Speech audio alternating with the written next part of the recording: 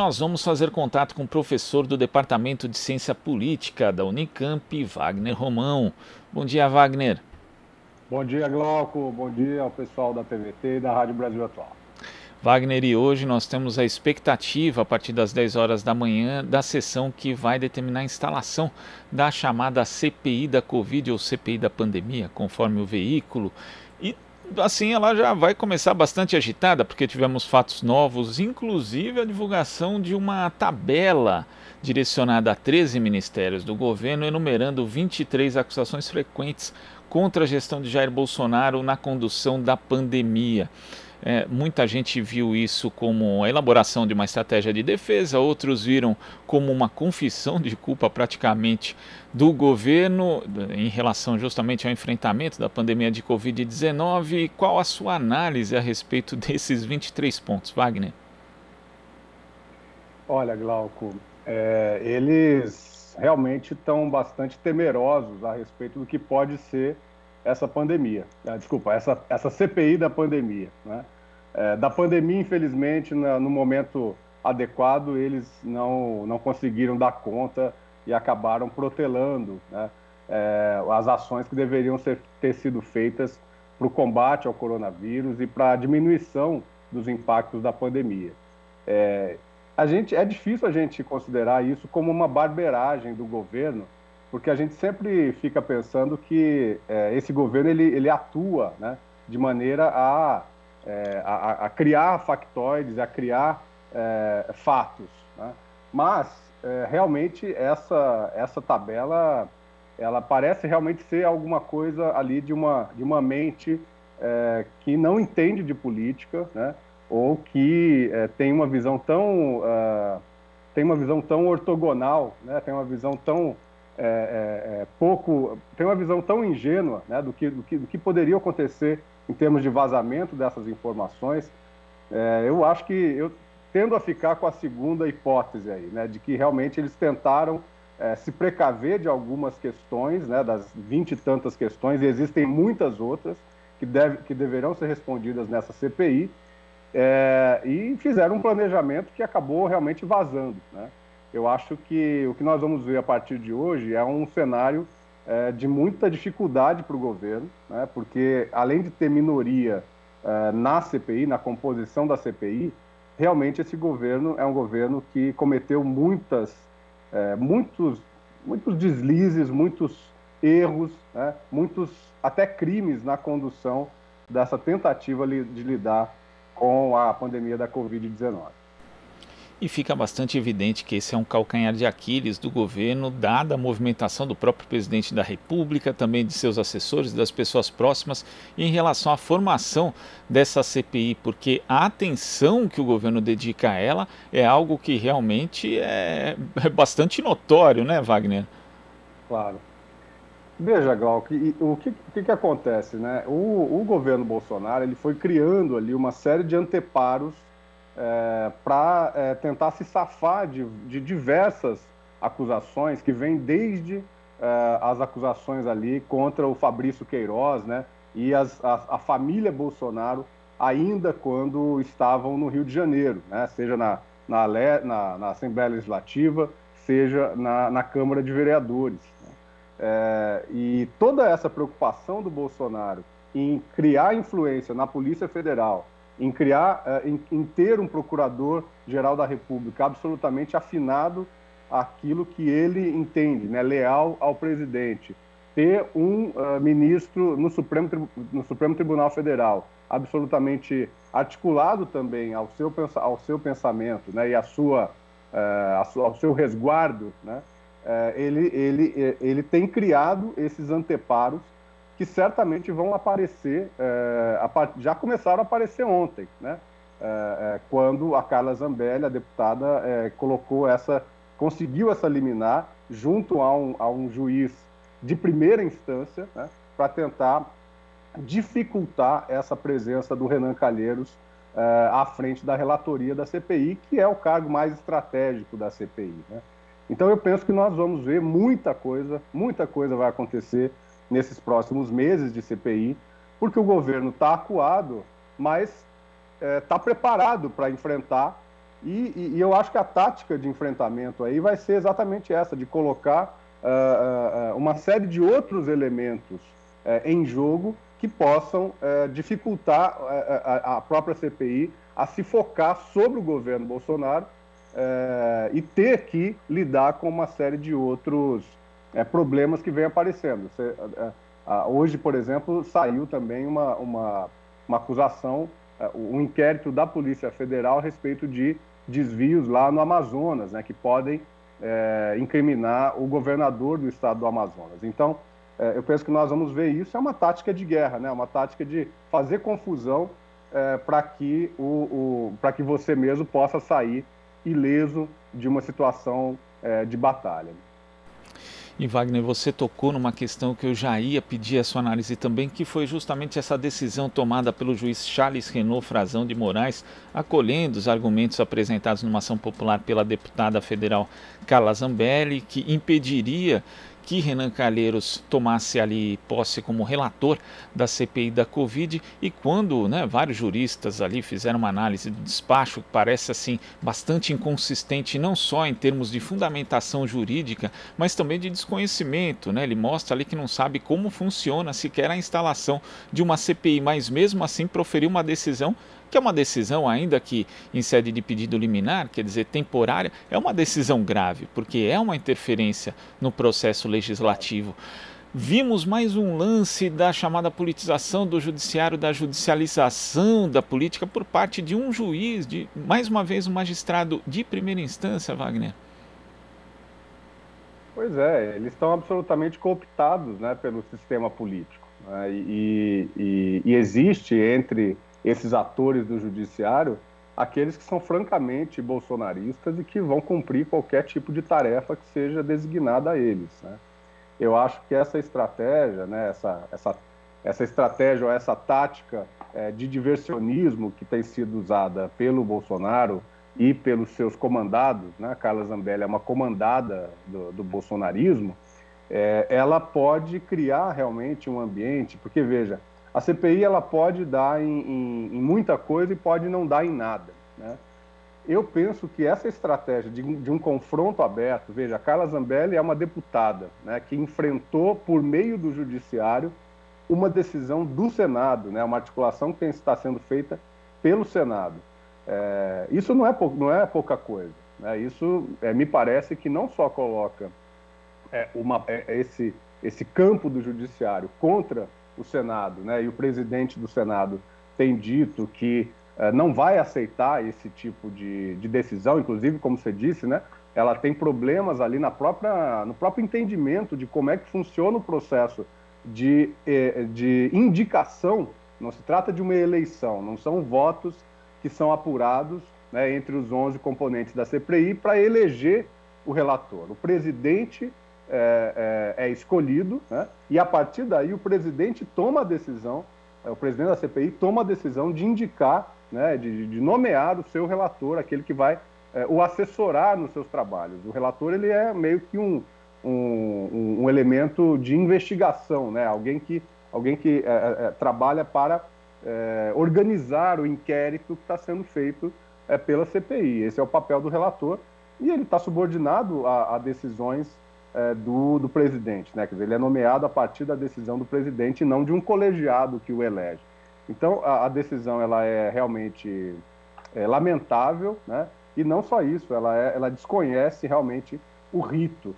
Eu acho que politicamente é muito ruim, né, para o próprio governo e para a própria base bolsonarista que tenham aparecido essas coisas, tanto os 23 pontos aí, a planilha, né, de tentativa de do governo se preparar para a CPI, como isso que aconteceu ontem, que veio claramente de uma orientação do Palácio do Planalto. E é bom também destacar, porque as pessoas podem achar, Wagner, mas o STF também determinou a instalação da CPI do Senado, né? Mas nesse caso, na verdade, existiu uma violação constitucional flagrante ali por parte do presidente da casa, já que haviam sido cumpridos os requisitos mínimos para a instalação e a CPI e a comissão não tinha sido instalada. Agora, o que a gente vê é uma decisão de um juiz de primeira instância que não tem fundamentação jurídica, que mostra desconhecimento de como funciona o próprio processo legislativo de instalação da comissão, atendendo ao pedido de uma deputada. Agora, essa estratégia, como você assinalou, Wagner, ela não pode ser um tiro no pé também, porque o senador Renan Calheiros é um político experiente, é uma pessoa que conhece, inclusive, todos os trâmites do legislativo, e você criar, né, na verdade, ficar ali com mais uma animosidade em relação a um parlamentar desse tamanho, não pode ser um tiro no pé do governo? Eu penso que sim, eu penso que sim. O Renan Calheiros, né, vamos lembrar, ele foi derrotado pelo bolsonarismo, que despejou votos no Davi Alcolumbre há 2 anos, um pouco mais de 2 anos, na eleição para a presidência do Senado, né? O Renan era francamente favorito, havia ali uma série de senadores que começavam os seus mandatos, e o Davi Alcolumbre, senador pelo Amapá, né, pelo DEM do Amapá, pelos Democratas, com o beneplácito, né, com a confiança aí do Palácio do Planalto, do Jair Bolsonaro, conseguiu vencer um político bastante experiente, né, que é Renan Calheiros. Então essa animosidade já não é de hoje, né? E acho que essa situação, porque o Renan, o que se levanta, né, a respeito da CPI e de que ele não seja o relator, é que ele teria ali um problema se for o caso de investigar o filho dele, que é governador de Alagoas, né?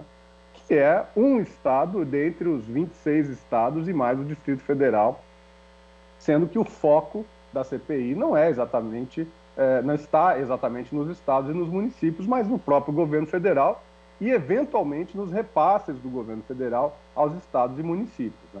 E queria lembrar também, como você colocou bem, que a decisão do Supremo Tribunal Federal pela instalação da CPI, ela visou reverter algo que estava sendo feito pelo próprio presidente do Senado, que é inconstitucional. As CPIs, elas são direitos, né? Elas são instrumentos das minorias parlamentares para que elas possam fazer a investigação sobre os governos, né? De maneira geral, os governos conseguem ter maioria, seja na Câmara dos Deputados, seja no Senado, seja em qualquer casa legislativa, né? E a CPI, ela é um instrumento justamente da minoria. Então, se os deputados ou senadores conseguem 1/3 de assinaturas, né, daquele colegiado ali, seja da Câmara, seja do Senado, ou seja da Assembleia Legislativa, seja da Câmara de Vereadores, se obtém esse direito de se iniciar uma investigação, e esse direito da minoria, que é fundamental para a democracia, ele estava sendo negligenciado pelo Pacheco, né? Então, são decisões completamente diferentes, a decisão de ontem, ela é de um juiz de primeira instância, e certamente ela vai ser vencida por uma liminar nas próximas horas, né, Glauco? O Renan Calheiros entrou com essa liminar, e eu não vejo como ela pode se sustentar no dia de hoje. E, Wagner, a expectativa em relação ao início dos trabalhos da CPI é que sejam convocados os ex-ministros da Saúde. A gente sabe que, inclusive por ordem cronológica, né, começando pelo Luiz Henrique Mandetta, que hoje é desafeto do governo, mas é bom que seja bem querido, inclusive na comissão, porque tem sua parcela grande de responsabilidade na atual crise sanitária. Depois Nelson Teich e aí seguindo para Eduardo Pazuello. E tem muita gente que analisa hoje, Wagner, que o governo pode rifar Eduardo Pazuello ali tentando se livrar da responsabilidade da crise sanitária. Você acha isso uma possibilidade real ou, na verdade, o governo fazendo isso ia acabar também se comprometendo em relação à responsabilidade que tem na pandemia, Wagner?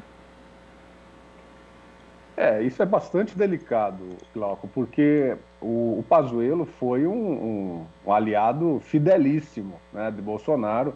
Ele obedeceu às ordens do Bolsonaro. Isso está sistematizado justamente no caso do interesse de compra do governo brasileiro sobre a vacina, a Coronavac, né?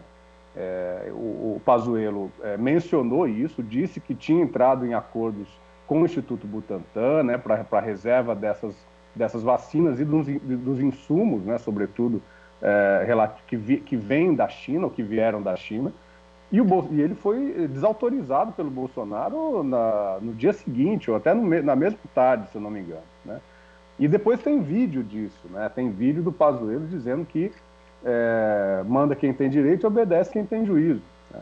Então, essa relação ela é muito próxima. E eu penso que se houver uma arquitetação, né? uma arquitetação do governo para livrar a cara do presidente da República, incriminando, né? Jogando o Pazuello à cova dos leões, né?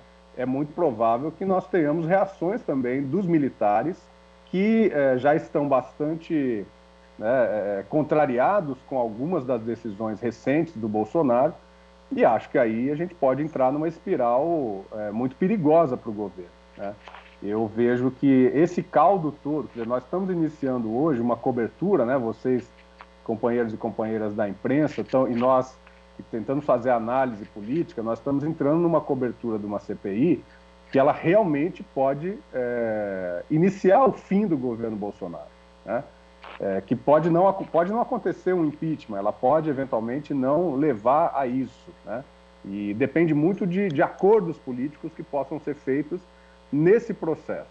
Mas eu acho que existem aí todos os elementos para que o presidente mesmo seja incriminado, né, num crime de responsabilidade, no mínimo, né?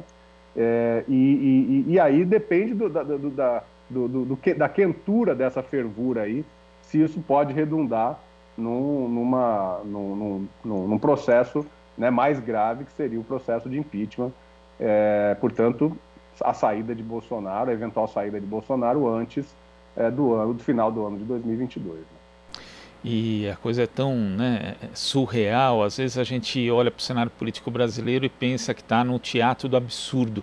Quando vê, por exemplo, que o ex-ministro Eduardo Pazuello foi flagrado num shopping não usando máscara, inclusive contrariando ali o decreto estadual do governo do Amazonas, e aí flagrado e questionado a respeito, ele pergunta, poxa, mas onde é que compra a máscara? Sendo que um dos principais defeitos, inclusive, desse combate à pandemia foi a não distribuição de máscaras adequadas para a população. Parcela da população desempregada, que ficou 4 meses sem receber um auxílio emergencial, obviamente não tem dinheiro, não tem condições, às vezes sequer de comprar uma máscara. Quer dizer, esse tipo de atitude ainda afrontosa, às vésperas da instalação de uma CPI, chama bastante atenção, né, Wagner? E pelo lado negativo, mais uma vez. Eu penso que eles se sentem inimputáveis, né? Eles se sentem assim, absolutamente alijados de qualquer possibilidade de criminalização, né? De que venham a responder.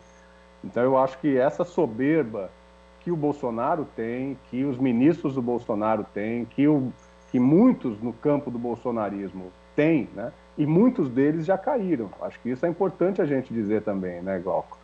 Muitas pessoas aí desse campo bolsonarista ou se afastaram, né? E agora são críticos ao governo, e outros já caíram, né? Quer dizer, foram sendo deixados aí na lata de lixo da história. Por exemplo, que não está nessa lista, uma das questões que não está nessa lista dos 23 pontos são as responsabilidades do ex-ministro das Relações Exteriores, o Ernesto Araújo, né? Que tem responsabilidade, sim, e eu acredito que deva ser chamado também a responder, né, na CPI sobre as suas, né, sobre a sua incompetência, e não só incompetência, mas aquilo que foi de caso pensado, né, para evitar ou para dificultar, né, a aquisição das vacinas, sobretudo as vacinas advindas da China, né? Então eu penso que esse governo, ao mesmo tempo em que tem em que apresentou, sobretudo no seu início, sobretudo ali no momento da eleição do Bolsonaro, apresentou uma força política considerável. Recentemente conseguiu eleger os presidentes da Câmara e do Senado. Ao mesmo tempo em que isso acontece, ele também tem debilidades muito fortes, né, no campo da política, e isso pode realmente levá-lo a um fim mais próximo do que a gente imagina. Inclusive em relação à possibilidade de uma indisposição com integrantes das Forças Armadas que você levantou, Wagner, no caso do governo rifar o general Pazuello, um dos pontos vazados aqui diz respeito justamente a essa questão dos militares. Fala o seguinte: General Pazuello, General Braga Neto e diversos militares não apresentaram diretrizes estratégicas para o combate à Covid. Ou seja, a imagem das Forças Armadas é uma preocupação evidente também do governo e das próprias Forças Armadas. Claro, e acho que uma boa parte das Forças Armadas perceberam que aquele pacto político que havia sido feito, não sei se havia sido feito, mas porque isso já vem de alguns anos antes, né? Uma boa parte dos militares já tinham o Bolsonaro como o seu candidato a presidente da República muito antes de 2018. Né? A gente pode verificar isso em vídeos na internet, em declarações, né?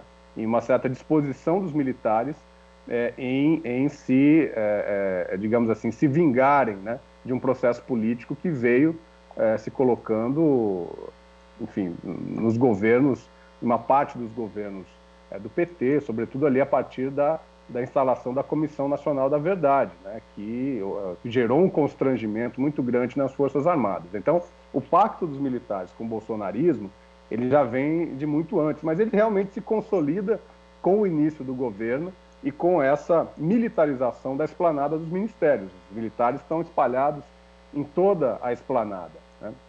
Então, para quem estava muito longe, digamos, do centro do poder político, né, os militares, que vêm, né, ao protagonismo, não só, né, nos ministérios relativos à defesa e às Forças Armadas, mas em diversos outros ministérios, e sobretudo no Ministério da Saúde, né, um ministro que sequer conhecia o que era o Sistema Único de Saúde, essa imagem dos militares, ela está realmente bastante abalada em muito pouco tempo, né? Vamos considerar que no período aí da ditadura militar, quando ocorre o golpe em 64, até o momento em que os militares passam realmente a ter uma imagem pública muito ruim, né, demorou ali pelo menos 15 anos, né? Eles conseguiram ter aí entre 64 e até mais ou menos 75, 76, 77, uma imagem pública, digamos, favorável, né? Claro que sob ditadura, né, sob a coerção exacerbada da ditadura, mas eles conseguiram ter uma imagem que foi perdida depois ali, naquele momento, já no governo Figueiredo, no final do governo Geisel, quando a inflação dispara, quando o custo de vida dispara, e os militares não conseguem dar resposta a isso, né? Então, essa aura, né, de ética, essa aura de competência, essa aura que eles defendem, né, que eles se colocam com muita frequência, né, de competência, de capacidade, de logística, de estratégia, né, isso foi por água abaixo, infelizmente, a custo de quase 400 mil mortes que nós, né, caminhamos para ter ainda nessa semana com a pandemia da Covid-19.